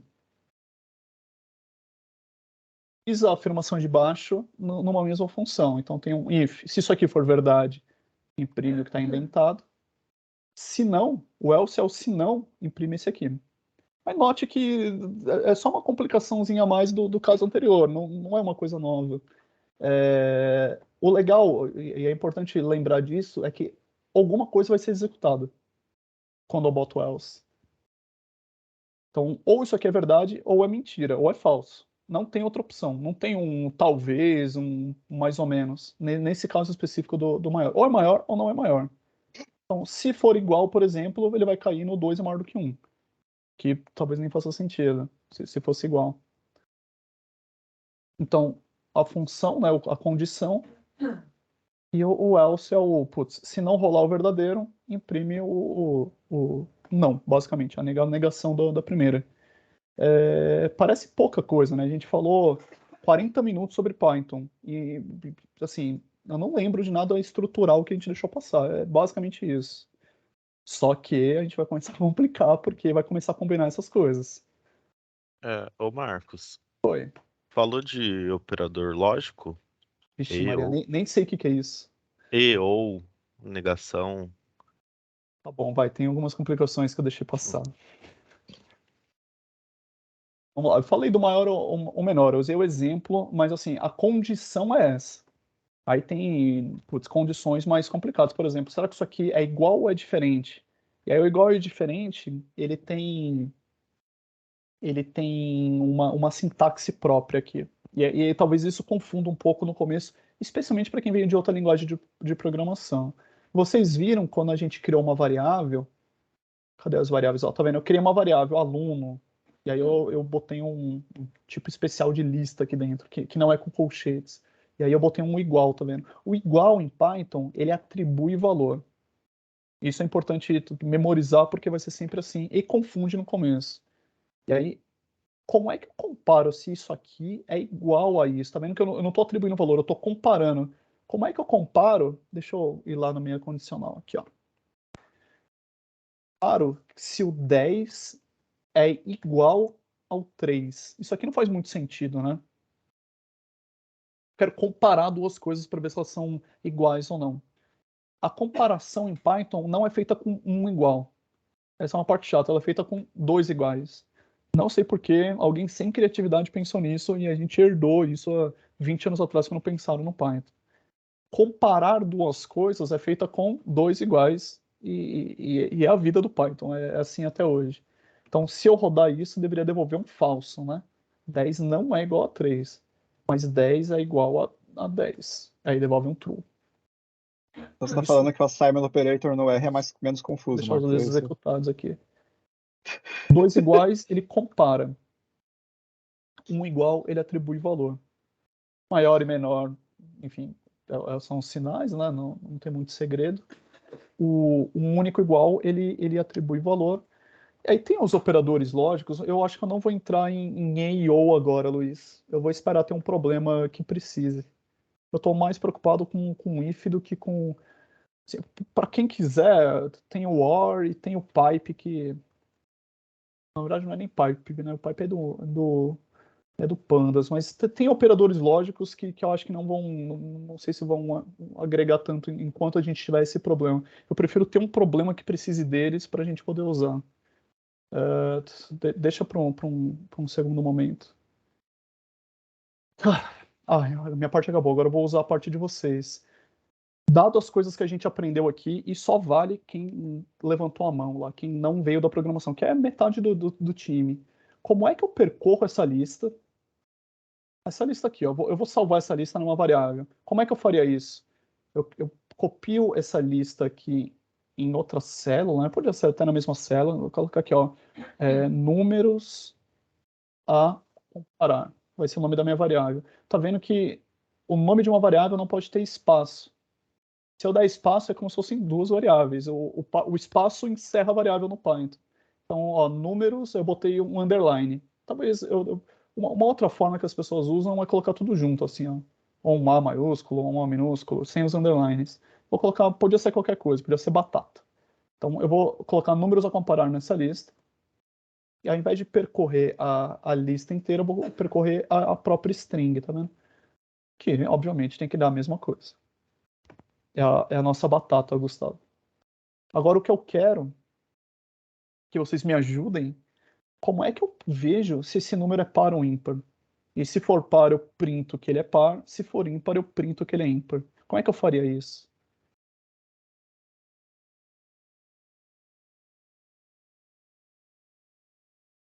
O if que você fez Como é que eu agora, o faria? exemplo?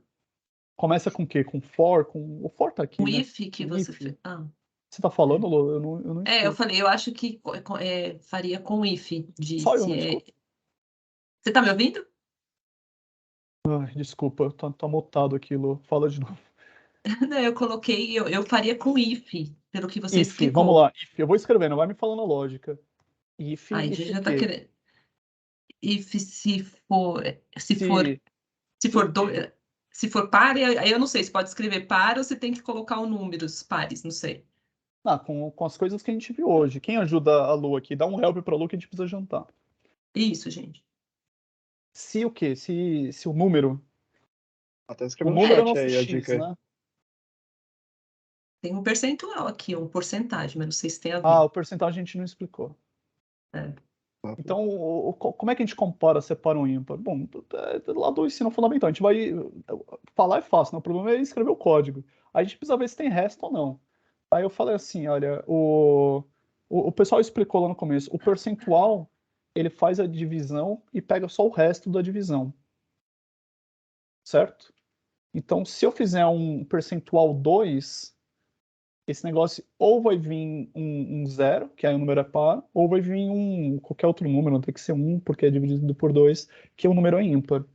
Então, primeiro vamos testar, né? Vamos tirar esse if aqui. Então, vou colocar um print x por 2. E olha, ele veio 0, 1, 0, 1, 0, 0, 1, 1, certo? 0. Mas qual é o número aqui? Como é que eu printo tanto a função, né, a divisão, quanto o próprio número? Como quase tudo em Python, provavelmente a gente vai trabalhar com uma... Melhor ainda, eu vou botar uma lista aqui. Lembra que a lista recebe vários elementos. Então eu vou botar isso numa lista. Como é que eu boto numa lista? Eu dou um colchete. Agora é uma lista. Ele vai printar uma lista. Só que é uma lista com um único elemento. Então eu vou printar uma lista com um único elemento. Olha só. Só que a graça da lista é que ela pode ter vários elementos. Então, dentro dali, lembra que isso aqui é uma variável agora, né? É um número que ele está printando, que é o resto da divisão. Vocês estão entendendo essa parte? Precisem entender bem isso, porque vai piorar muito. Beleza. Então, eu vou dar uma vírgula. Eu vou dar o x. O que é o x? É o elemento da lista que ele está percorrendo. Tem que imprimir 12, 3, assim por diante. Só para a gente checar aqui. Então, tá aqui, ó. Ele imprimiu uma lista, né? 0 é par, 12 é o número x e assim por diante. 1 é ímpar e 3 é o número que a gente está checando. Mas não é isso que eu quero saber se é par ou ímpar. Como é que eu faço? If low. Eu já fiz a minha parte, eu dei o if, o resto alguém tem que Então, ajudar. chama então. Não sei. Aí eu tô tentando pensar aqui, Marcos, mas não sei. If. Me confundi. Escreve entre chaves o próprio nome par e if, se... Esse cara aqui, ó. Vamos botar ele como uma variável. Então eu coloco assim, ó. Eu vou escrever uma variável que chama check. Eu vou atribuir o x percentual 2, que é o cara que recebe 0,1, né? Como um check. Só para aparecer um software aqui. Resto. Então eu vou fazer assim. O resto é muito melhor. Eu sou muito ruim de nome de variável. O que é isso? É o resto, né? O resto da divisão. Agora eu vou fazer nomes compostos da divisão. Obrigado quem falou. Se o resto da divisão... Puta, ficou muito melhor assim. Se o resto da divisão for igual, não com um igual só, né? Senão ele vai atribuir o valor. Eu quero comparar dois iguais. Se ele for igual a 0, print par. Opa, mas é string, né? Se eu fizer isso, não vai funcionar. Porque par sem as aspas é uma variável. E não existe a variável par. Eu preciso da string, né? Do texto par. Texto par é o texto com aspas. Toma aspas só aqui. E agora? Agora eu já vou printar os pares. Vamos ver. Beleza. Já tenho quais são os pares. E os ímpares. Faço outro if. If resto da divisão for igual a 1. Você poderia fazer o else? Ainda bem, obrigado. A preguiça me reina aqui. É muito melhor o else, né? Porque ou é par ou é ímpar. Tá. Printa ímpar. Opa, ficou uma. Tá vendo que eu tô indentando? Olha, o for é o manda-chuva, é o grandão lá em cima. Essa variável está dentro do escopo do for.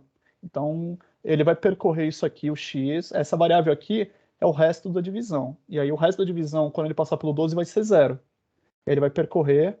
E aí, alguém perguntou, muda a variável? Muda, né? Porque quando ele chegar no segundo elemento, o resto da divisão já não é mais 0, agora é 1. Porque o segundo elemento é um 3.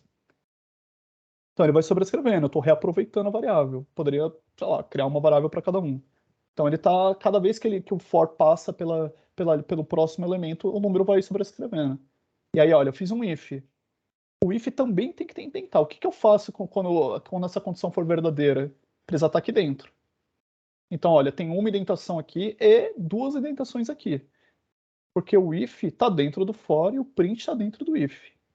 Pronto, já fizemos o nosso primeiro programa mais complicado, para o ímpar. O que mais que a gente pode fazer aqui? Par, ímpar, par, ímpar, par, par, ímpar, ímpar. Eu quero falar qual é o número, né? Então vou fazer assim, olha. Vou fazer com... Não é o jeito certo, eu vou fazer com uma lista só porque a gente aprendeu a lista. Então vou colocar aqui, ó. O número. Cadê meu acento? Número. Aí eu vou botar como elemento da lista. Não é o jeito... Depois a gente aprende outro jeito. O número. Qual é o número que eu vou printar? É o x, né? O x, que é o que está sendo iterado pelo for. O número x. Vou botar outro texto. É par. Printar essa lista aqui com vírgulas, né? Eu vou botar um texto, um número e um texto. E agora eu vou copiar e colar ali como é um ímpar. Mas vai funcionar. Falta um espacinho para ele ficar bonitinho. Qual? Ah, verdade, senão vai Esse juntar. número. Podia dar errado primeiro pra gente ver. Aqui, ó. O número 12 é par. Não fez muita diferença porque a vírgula já dá porque a lista eu tô acostumado a fazer do jeito com string. Acho Justo. que é a lista primeira já vez que eu faz, faço com uma lista. Pô.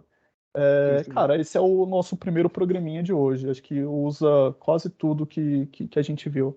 Loopings, condicionais, aí bota valor, bota variável, printa tudo e usa a lista. Vocês precisam estar minimamente, não precisa estar super confortável, mas minimamente confortável com a lógica. Não importa o len, não importa o sum, não importa as funções que a gente tem para cada um dos tipos de variáveis. Isso é zero importante. O que importa é, cara, o que é possível fazer? Porque se você sabe o que é possível fazer, você sabe o que é possível procurar no Google. E aí isso é importante.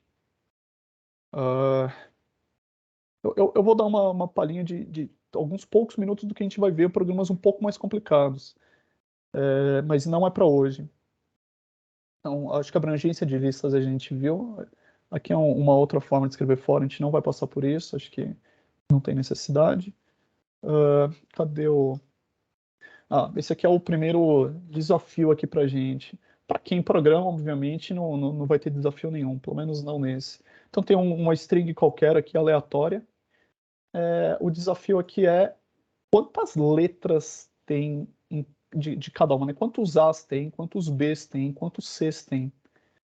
E a gente não viu tudo que precisa, tem alguns truquezinhos que a gente precisa para fazer isso. Condicionários é aquele tipo de lista turbinado que a gente pulou, isso é um pouco mais simples. E a gente vê com mais cuidado na próxima. Então esse aqui é o primeiro desafio, depois a gente resolve esse desafio juntos. O segundo desafio, talvez esse aqui seja incompreensível dependendo da área que você veio, né? Então a gente está calculando π, que é uma... O que π é? Π é um número, né? Mas π é mais do que um número, π é uma proporção. Então como é que a gente calcula a proporção usando essas poucas coisas que a gente viu? Então, a gente vai fazer basicamente um sorteio aleatório. A gente vai começar, sabe, dardo? A gente vai jogando dardos em um quadrado. E aí, dependendo de quantos pontos caírem dentro, quantos pontos caírem fora, a gente vai calcular o valor de π. A gente vai ver que dá para calcular o valor de π de forma muito, muito, muito precisa, em poucos segundos. E aí, dependendo do... Geralmente quem veio da engenharia, da computação, talvez esse seja um problema simples, e para quem veio, enfim, de áreas que não usam o tal do π, seja um exemplo muito tosco, né? Um bom exemplo que não serve para nada. De novo, não são exemplos práticos, são exemplos para a gente aprender a linguagem e a análise. Esse aqui já é um desafio um pouco mais chato, e vai, de novo, usar as mesmas coisas que a gente viu lá. For, if e médias, basicamente. Não tem muita coisa além disso. Então, o que é esse tal desse paradoxo do aniversariante? O paradoxo é meu, tá? Acho que não é um paradoxo, mas é um truquezinho bizarro. O paradoxo do aniversariante fala o seguinte: quando a gente tem um grupo grande de pessoas, a probabilidade de duas pessoas fazerem aniversário no mesmo dia é muito maior do que as pessoas acham. Então, nós estamos em, sei lá, 60 pessoas aqui na sala. Se você pudesse chutar, é que está escrito aqui no texto, né? Deixa eu fugir. Se você pudesse chutar, qual a probabilidade de dois de nós aqui fazermos aniversário no mesmo dia? É mais próximo de 100% ou mais próximo de 50%? Ou mais próximo de 0%? São 365 dias, 60 pessoas. Depois o Danilo ajudou a gente com as votações aqui. O paradoxo é porque as pessoas acham que a probabilidade é menor do que realmente é. E aí eu vou fazer outra pergunta. Quantas pessoas vocês acham que precisa em um grupo? Eu chamei de um grupo grande, né? Quão grande tem que ser esse grupo para que tenha uma probabilidade, sei lá, de 50% de duas pessoas fazendo aniversário no mesmo dia? E é difícil de fazer essa conta, né? Uma possibilidade é você ir lá no Kim e fazer uma conta difícil de estatística para calcular esse negócio. Eu nem sei fazer esse negócio, eu acho. Outra coisa é você pegar aqui, sabe uma coisa? Eu vou usar o Python, vou fazer o computador sofrer e vou simular esse negócio. Vou fingir que tem grupos de pessoas que fazem aniversário no mesmo dia e contar na média quantas pessoas dão. Então, ao invés da gente fazer algebricamente, fazer a conta, que eu não sei fazer, a gente vai fazer via Python. Fala, cara, vamos simular, vamos fazer de conta que existem 1000 grupos de pessoas e a gente consegue ver quantas pessoas fazem aniversário no mesmo dia. Vamos sortear essas pessoas. E aí a gente vai ver qual é essa tal dessa probabilidade. A gente vai pegar alguns truquezinhos para fazer isso. Esse é o tal do paradoxo do aniversariante. Então, respondendo as duas perguntas que eu fiz, com 60 pessoas no grupo, a probabilidade é quase 100%. Nunca é 100% exato, né? Mas é maior que 99%. E você precisa só de 23 pessoas, para um grupo mega pequeno, 23 pessoas, para a probabilidade de duas pessoas fazerem aniversário no mesmo dia ser 50%. Se tiver 24%, você já pode apostar que a chance é maior do que a metade. Grupos muito pequenos, por isso que é um paradoxo. E aí eu juro que eu vou parar de falar, mais 3 minutos. O último caso, e esse é muito confuso das pessoas acreditarem, é o seguinte, chama paradoxo de Monte Hall. Ele fala o seguinte: Imagina que você está lá no programa do Silvio Santos e existem 3 portas. Em uma das portas tem um bode, em uma das portas tem um prêmio, tem sei lá, uma Ferrari, um prêmio super valioso, em barras de ouro, sei lá, R$1 milhão em barras de ouro. E aí o problema de Monty Hall é o seguinte, você abre uma porta e não tem nada. Então são 3 portas, uma tem um bode, uma não tem nada e uma tem um prêmio. Aí você abre a primeira e não tem nada. E aí o apresentador te fala assim, você quer mudar a tua escolha, a tua porta? E aí o paradoxo é o seguinte, na cabeça da maioria das pessoas, inclusive da minha, não faria sentido mudar. Pô, eu abri a porta que não tem... Desculpa, eu contei errado o case. Eu não abri a porta ainda, eu escolhi uma porta e ele abriu uma porta que não tem nada, o apresentador. Eu não mudei minha opinião ainda. Ele me dá o direito, a opção de mudar ou não mudar de porta. Aí a pergunta que eu faço para vocês é, mudar de porta aumenta ou diminui a probabilidade? Quem pode fazer essa votação rapidamente ali? Se vocês entenderam o problema, tem 3 portas, um bode, um prêmio e nada. Você escolhe uma porta que não foi aberta e o apresentador, o Silvio Santos, fala assim, ele abre uma porta e revela que essa porta não tem nada, tem um bode, por exemplo. Ou que botei um bode, não tem nada, é quase a mesma coisa. Marcos, assim, você tem que achar o prêmio, então o prêmio é o bode nesse exemplo. E aí você escolhe uma no começo do programa. E aí ele mostra que, tipo, aqui, ele pega uma porta e abre e mostra para todo mundo. Então agora só tem 2 portas, tem a que você tá e a outra porta. Então a pergunta é, o prêmio tá na sua porta ou na outra porta que ele ainda não abriu? E você pode mudar de porta. Isso. A Esse pergunta é muito o seguinte, foda. você mudar de porta aumenta ou não aumenta a tua probabilidade? O prêmio pode ter qualquer uma das duas, teoricamente. Sendo que você já escolheu, ele não abriu o que você escolheu e... Tem a outra. enfim, tem uma terceira lá que já foi revelada. O senso comum, inclusive o meu próprio, é difícil de me convencer da verdade nesse caso, é de que não deveria fazer diferença. Cara, eu escolhi a porta, ele não abriu a porta, a probabilidade não muda de eu mudar ou não. E aí o problema de Monty Hall é que uma pessoa responde esse exercício e ele fala que aumenta a probabilidade. Aí você pode fazer a conta, é um problema bayesiano simples, depois que você entende, mas o que a gente vai fazer aqui é simular com Python. Então, cara, vamos simular 1000 eventos desse. Às vezes a gente vai escolher trocar de porta, às vezes a gente vai escolher não trocar de porta. A gente vai ver qual das 2 opções dá mais... O valor na média dá mais resultado. Então, talvez a outra opção não muda nada, né? Que seria a minha opção. Eu achei que não mudava nada inicialmente. E aí vocês vão descobrir, e é muito contra-intuitivo, por isso que esse sim é um paradoxo. E a gente vai fazer um programinha em Python que faz isso, que trocar de opção aumenta muito a tua chance. Então, o que a gente vai fazer? A gente vai fazer um simulador, simular isso 10.000 vezes, por isso que os for são importantes, né? Porque teria que escrever 10.000 códigos. A gente vai fazer for, roda aí até o 10.000. Ele vai rodar até o 10.000 sem se preocupar muito. E a gente vai falar, cara, na média, qual que ganha mais? A gente vai ver que trocar de opção pelos motivos da estatística é vantajoso. Mas, de novo, o problema não é importante, a gente não vai se deparar com esse problema no mundo. Tomara que se depare, porque você vai estar preparado. Mas o ponto aqui é começar a entender o que é estatística, o que é simulação e treinar um pouco do Python. Esses são os 4 probleminhas do mais fácil para o mais difícil. Show! Foi isso por hoje.